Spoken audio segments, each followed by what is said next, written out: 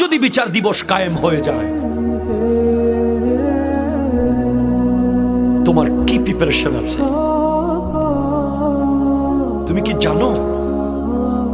আমার নবী বলেছেন, ইয়াউমা ইউবআসু কুল্লু আবদিন আলা মা মাতা আলাইহি। হাসরের মাঠে যে যেভাবে মারা যাবে সেভাবেই উঠবে। তুমি গান গাইতে গাইতে মরতেছো, গান গাইতে গাইতে উঠবা। তুমি ব্যভিচার করতে করতে মরেছো, ব্যভিচার করতে করতে উঠবা। তোমার অবস্থা হবে সেরকম। তুমি সুদ খেতে খেতে মরেছো, তুমি সুদখোরদের মতো উঠবা। তুমি ঘুষ খেতে খেতে মরেছো, তুমি ঘুষখোরদের মতো উঠবা। তুমি আজান দিতে দিতে মরেছো, তুমি আজান দিতে দিতে উঠবা। তুমি নামাজ পড়তে পড়তে মরেছো, তুমি সিজদা করতে করতে উঠবা। তুমি তিলাওয়াত করতে করতে মরেছো, তুমি তিলাওয়াত করতে করতে উঠবা। তুমি মদ,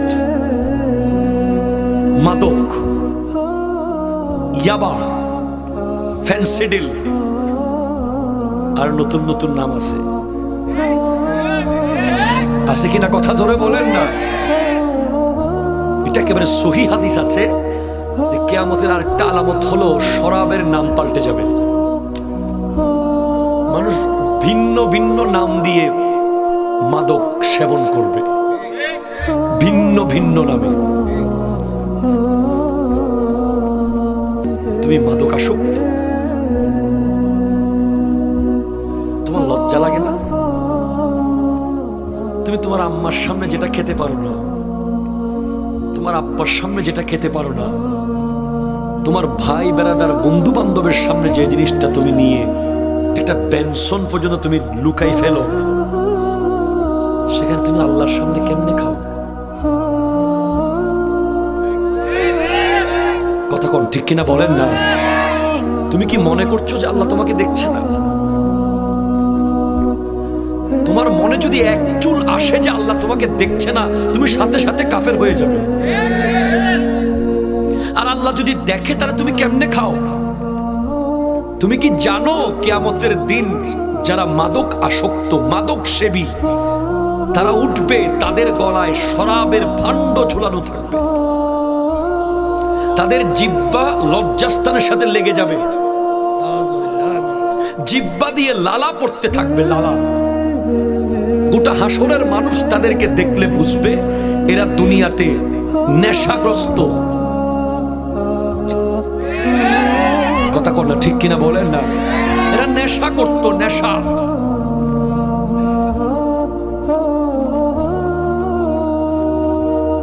তুমি কি এখনো অবাক হচ্ছ না কিয়ামত এসে গেছে? তুমি কি এখনো আশ্চর্য হচ্ছ না?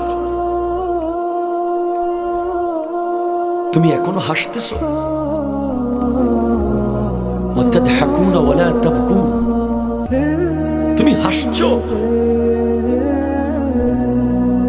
তুমি জানো না যে আল্লাহর ওয়ালিরা কিয়ামতের কথা স্মরণ করে করে কোনোদিন হাসে নাই, শুধু কান্না করেছে। আমার নবী বলেছেন, আমি যা জানি তোমরা যদি তা জানতে, তোমরা কোনোদিন হাসতে পারতে না, তোমরা শুধু কাঁদতে। তোমার এখনো ফুটবল খেলছো তুমি? তুমি কি দেখো নাই সৌদি আরবে কাবা ঘরকে স্ক্রিনে রেখে মেয়ে নাচতেছে? তোমার ফুটবল খেলা কেমনে আসে? তুমি কি দেখো নাই ফুটবলের মধ্যে কালিমা দিয়ে সৌদি আরবের পতাকা দিয়েছে? ঠিক কিনা কথা বলেন না। তুমি কি দেখো নাই আমার ভাই বোনরা না খেয়ে মাসের পর মাস উপোস মাটি খাচ্ছে, পাথর খাচ্ছে? আর তোমার ফেভারিট প্লেয়ার নেইমারকে মিলিয়ন মিলিয়ন ডলার দিয়ে সৌদি কিনে নিয়েছে। তুমি কি দেখো নাই তোমার ফেভারিট প্লেয়ার ক্রিস্টিয়ানো রোনালদোকে মিলিয়ন মিলিয়ন ডলার দিয়ে কিনে আজ মুসলমানদের টাকা খেলোয়াড়ের পিছে খরচ করছে, তুমি কি এখনো ঘুমিয়ে থাকবে? ঠিক কিনা কথা বলেন না? তো হুজুর, what we have to do, কি আমি করব? আমার করার কি আছে? আমি কি করতে পারি? আমি তো যুবক, আমি তো খেলবো, আমি তো হাসবো, আমি তো নাচবো, আমি তো গাইবো। না না না, you did not made for it. তোমাকে এজন্য বানানো হয়নি। তোমাকে খেলার জন্য, তোমাকে মেলার জন্য, তোমাকে রং তামাশার জন্য বানানো হয়নি। তোমাকে সৃষ্টি করা হয়েছে তুমি যখন হাঁটবে যেন মনে হয় ইসলাম হেঁটে যাচ্ছে। ঠিক কিনা কথা বলো? তুমি যখন বলবে যেন মনে হয় ইসলাম বলছে। তুমি যখন তাকাবে যেন মনে হয় ইসলাম তাকিয়ে আছে। তুমি যখন আওয়াজ করবে যেন মনে হয় ইসলাম কথা বলছে। ঠিক কিনা? বাট তোমার আপাদে মস্তক তুমি আয়নায় দেখো, তোমার আগাগোড়া তুমি একটু চোখ বুলিয়ে দেখো তোমার ভিতরে ইসলাম কতটুকু আছে। কেন? কি কমতি ছিল, কি কমতি আছে ইসলামে যে তুমি ইসলামের এই সুন্দর সুন্দর জিনিসগুলো সব ছেড়ে দিয়ে আজ ইহুদিদের সবকিছু তোমার গায়ে জড়িয়ে নিয়েছো? ঠিক কিনা কথা বলে? কেন? কি কারণে করেছো তুমি? তুমি কেন এই ভুল করলে? তুমি তো ওই নবীর উম্মত, যেই নবীর উম্মত হওয়ার জন্য অন্য নবীরা পর্যন্ত আল্লাহর কাছে দোয়া করেছে। তুমি যদি জানতে তুমি কার উম্মত, খোদা কি কসম, তোমার ঘরে চাল দিয়ে পানি পড়তো, তোমার আফসোস থাকতো না। তোমার পেটে ভাত না থাকলেও তোমার আফসোস থাকতো না। তোমার কিচ্ছু না থাকুক, তোমার আফসোস থাকতো না যদি তুমি বলতে পারতে আমি আমি আমি সেই উম্মত যে আমার নবীর সামনে দাঁড়িয়ে বলবো, ইয়া রাসূলুল্লাহ। বন্ধুরা সবাই ফুটবলারদের প্রেমিক ছিল, আমি ওলি আল্লাহর প্রেমিক ছিলাম। বন্ধুরা সবাই মোবাইল নিয়ে ব্যস্ত ছিল, আমি কোরআন নিয়ে ব্যস্ত ছিলাম। বন্ধুরা সবাই ওই নেইমার আর মেসির মতো করে ইসরায়েলি কাটে চুল কেটেছে, আমি তুমি নবীর সুন্নাত পালন করতে গিয়ে বাবরি কাটা চুল রেখেছি। ঠিক কিনা কথা বল?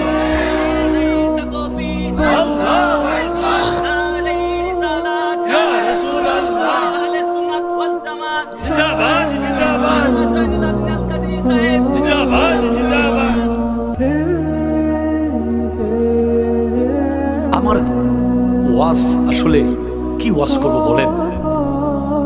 এই যুব সমাজকে দেখলে শুধু আশ্চর্য হই। যদি তারা মাদ্রাসায় পড়তো, যদি তারা কোরআন হাদিস পড়তো, তাহলে তারা বুঝতো তারা কত দূরে চলে গেছে আল্লাহর কাছ থেকে, অনেক দূরে। এই প্রজন্ম আল্লাহর কাছ থেকে অনেক দূরে। এই প্রজন্মের প্রত্যেকটা স্টেপ প্রতিনিয়ত তাদেরকে আল্লাহ থেকে দূরে নিয়ে যাচ্ছে। কথা কোন ঠিক কিনা? এর ভিতরে আবার একদল মাজার ভাঙতে চায়।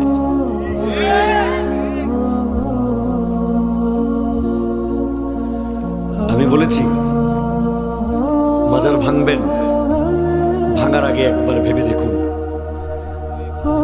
শাহজালাল ইয়েমানির মাজারটা আছে বলে যুবকরা টুপি দিয়ে সিলেট যায়। ঠিক কিনা কথা বলেন না? ওই মাজারটা আছে বলে যুবকরা পাঞ্জাবি আর পায়জামা পরে সিলেট যায়। মাজারটা আছে বলে যুবকরা আধা ঘন্টা হলেও দরুদ শরীফ পড়ে, 10 মিনিট হলেও জিকির করে। জিয়ারত করতে করতে জোহরের আজানটা দিয়ে দিলে মাজার মসজিদে জোহরের নামাজটা পড়ে ফেলে। যদি না থাকতো, এখন যে শিক্ষা সফরগুলো হয়, আপনি বলেন এগুলো কি শিক্ষা সফর? বর্তমান যুগে যে শিক্ষা সফর হয়, এখানে কোনো শিক্ষা আছে? পৃথিবীর সবচেয়ে অশিক্ষা কুশিক্ষা সব এই সফরে। ঠিক কিনা বলেন তো? সফর শুরু হয় গান দিয়ে, সফর শেষ হয় প্রেম দিয়ে, সফরের মাঝখানে চলে জেনার বেবিচার। ঠিক কিনা কথা জোরে বলেন? গোটা পথে নারী আর পুরুষ অবাধ মেলামেশা চলতে থাকে, গোটা পথে শিরকি কুফরি গান চলতে থাকে, ওই রাস্তা সম্পূর্ণ গজবের রাস্তা হয়ে যায়। আর যদি ওই ব্যানারে লেখা থাকে শিক্ষা সফর এবং মাজার জিয়ারত, নারীরা আরেক গাড়িতে, পুরুষরা আরেক গাড়িতে, নারীরা আরেক জায়গায়, পুরুষরা আরেক জায়গায়, নারীরা পর্দায়, পুরুষরা পাঞ্জাবিতে, নারীরা দোয়া পড়ে, পুরুষরা কোরআন পড়ে। ঠিক কিনা কথা বলেন?